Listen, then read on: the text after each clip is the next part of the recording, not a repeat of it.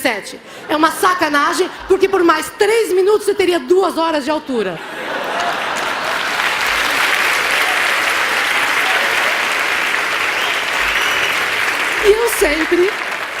E eu sempre adorei fazer tricô. Sempre adorei fazer tricô. Desde pequena venho de uma família de tricoteiras, sempre fiz muito tricô. E os números me ajudavam muito, porque os números também medem coisas. E medir é estabelecer um padrão e comparar. Você pega 1 metro, mede uma coisa, vê quantos metros iguais àqueles metros você tem.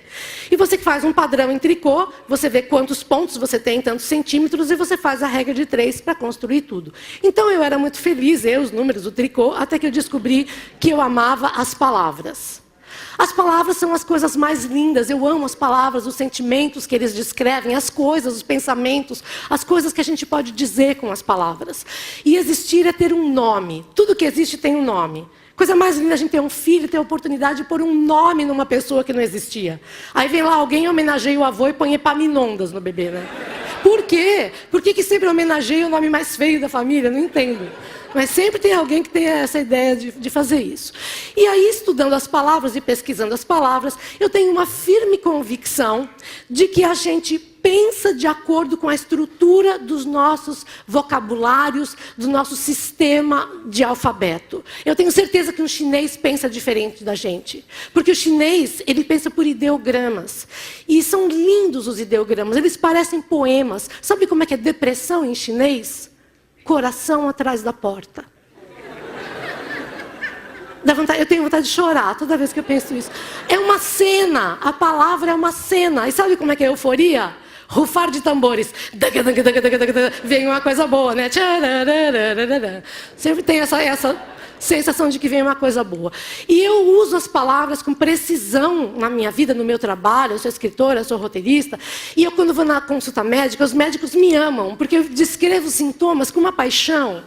Então eu falei para o médico, olha, é o seguinte, eu estou sentindo uma coisa que não é tontura, não é que nem quando a gente fica mareado num barco, tampouco é aquele desequilíbrio de quando você tem labirintite. Eu estou sentindo como se minha cabeça fosse uma tradução mal feita, uma novela mexicana, fora de sync. Doutor, eu viro minha cabeça, meu cérebro vai depois do meu crânio. Primeiro vai meu crânio e um pouquinho depois vai meu cérebro.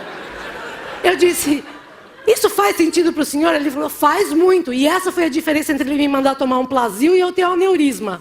Porque por causa da descrição, ele me mandou fazer uma ressonância magnética gigante na cabeça e ver que eu tinha um vasinho, que tinha um problema. Então, olha a importância de você descrever os sintomas com precisão. Nunca minta para seu médico, tá?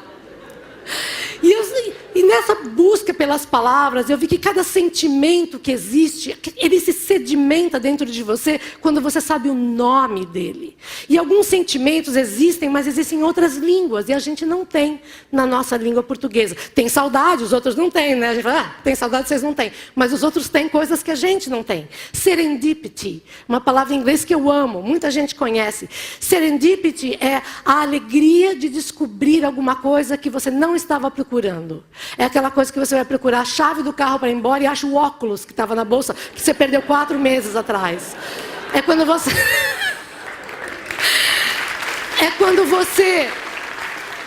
entra no Google para procurar o nome de uma rua, que você precisa pagar uma conta num banco, e de repente você acha um site lindo que te remete à infância. É a descoberta feliz e inesperada. Tem uma outra em alemão, né, que em alemão é tudo mais Rosenkranz, assim, que é Schadenfreude, né, que é um sentimento muito feio, mas muito humano. Schadenfreude é a alegria que a gente tem quando o outro se dá mal. Aquela pessoa que você odeia. E ela se dá muito mal e você fala, bem feito. Então, Schaden, de tristeza, das Schaden é uma tristeza, e Freude, ich freue mich. Eu me alegro com a sua tristeza. Tem também em espanhol o pena ajena, que é a compaixão que você tem pela humilhação alheia. No Brasil a gente não tem isso. A gente tem vergonha alheia. Quando a gente tem vergonha, dá vergonha que o outro não tem, mas deveria estar tendo. Mas não... E tem uma que é sensacional em francês, guardem essa para a vida, é le prix de l'escalier, o espírito da escada. O espírito da escada é o seguinte, sabe quando você briga com uma pessoa, com o marido, com o chefe, ele te fala um absurdo na sua cara e você não pensa na resposta, aí você vai embora, chega em casa e fala, eu devia ter falado aquilo e aquele outro na cara dele, mas você não disse. Então é o espírito da escada, a briga acontece lá em cima, você só tem a ideia da resposta quando você já está lá embaixo. É triste, mas acontece. E essas coisas têm nome porque elas são recorrentes em todos os seres humanos, acontece em todos os lugares do mundo isso. E essa paixão pelas palavras me fez descobrir e estudar etimologia. Eu adoro etimologia para saber exatamente o que a palavra quer dizer com precisão. Então, rival. Rival não é o inimigo, rival é simplesmente uma pessoa oposta a você pela margem de um rio. De river. Então é simplesmente uma pessoa que tem um obstáculo entre vocês dois. Vai lá, faz uma ponte e seja amigo do seu rival. Paralelo. Olha que coisa linda, paralelo, que coerência. A palavra paralelo tem 2 L's que são paralelos entre si. Olha que lindo. É demais. Entusiasmo vem do grego, quer dizer enteos, ziasam, eu tenho Deus dentro de mim, é a alegria que a gente tem da centelha divina da criação. Quando a gente está num projeto, a gente vê nossos colegas aqui nas palestras falando da VAS com uma paixão, com entusiasmo. Por quê? Porque tem Deus dentro, porque tem essa chama criadora dentro de si. E parafernália, que eu aprendi outro dia, a gente fala parafernália, fala essas coisas eletrônicas aqui, né? Parafernália. Vem do grego e quer dizer, quando a moça casava, ela levava o dote era o bem comum dela e do marido, e tinha as tralhas dela que era além do dote, paraferém, era parafernália. São as coisas que vão além do dote comum, é a tranqueira da mulher, sabe? Não a mulher tranqueira, a tranqueira da mulher, as tranqueiras, por favor, tá, gente? Não sejamos assim. Mas o grande achado da minha vida, o tempo está acabando e que justifica esse tricô, foi o dia que eu descobri que tudo que eu produzia em texto, que texto quer dizer tecido. Texto é o particípio passado do verbo texere. E, incrivelmente, todas as palavras ligadas ao meu trabalho, ao meu ofício, à minha paixão, que é o texto, estão ligadas ao tecido. E que é exatamente o que eu sempre gostei de fazer, que é o tricô. Você vê, por exemplo, as linhas que eu escrevo e as linhas com as quais eu teço, os pontos de tricô e os pontos da pontuação, ou o fio condutor que a gente perde quando esquece que está falando. Perdi o fio da meada, é aquele fio da meada que passa na máquina de tear. Ou tudo isso, a amarração do roteiro, a trama da história. Todas essas coisas estão ligadas, elas são a mesma coisa. E como dizia um grande professor meu de cálculo, se uma coisa é igual à outra, elas não são duas, elas são uma só.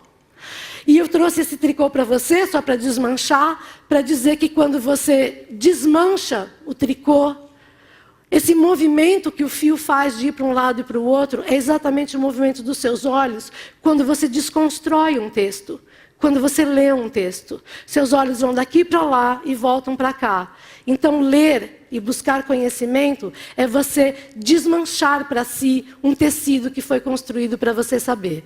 E é por isso, por todas essas coisas, que eu tenho essa paixão incrível pelo meu trabalho, pelas palavras, porque eu descobri que as palavras falam comigo. Um dia, andando numa mata, eu ouvi um barulho de um rio, e eu dizia, eu estou ouvindo um rio, eu estou ouvindo barulho de água, eu estou ouvindo um riacho, eu acho que tem um riacho. E o vento soprou um poema, Riacho, acho a. E numa outra ocasião, já encerrando, eu ia me despedir de um amigo, numa situação meio... Ele estava fazendo a barba, com aquela espuma que o homem bota, assim, parece um retângulo todo de espuma branca, e só fica a boca sem espuma, assim, né? E eu ia me despedir, não tinha jeito de dar um beijo, que eu ia pegar na espuma, e aí dei aquele selinho de Hebe Camargo, sabe? Aquele, assim. Mas foi uma coisa tão estúpida, tão sem sentimento, e na hora, o momento falou comigo através de um poema, um pouco maior do que se fosse um haikai. Em meio à branca espuma, vermelha boca, sem paixão, bandeira do Japão.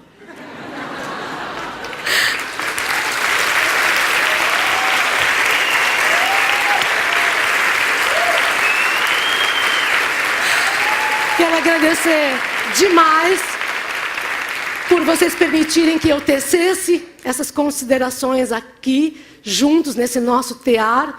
e dizer que a vida da gente é feita dessas grandes amarrações. A minha paixão digital, o meu modo de tricotar, o meu jeito de tecer considerações, de escrever, e dizer que eu tenho muito orgulho de, junto com vocês, criar esse momento com todo mundo aqui no TED de Porto Alegre, porque a gente está aqui provando que a vida é feita à mão, a muitas mãos. Obrigada.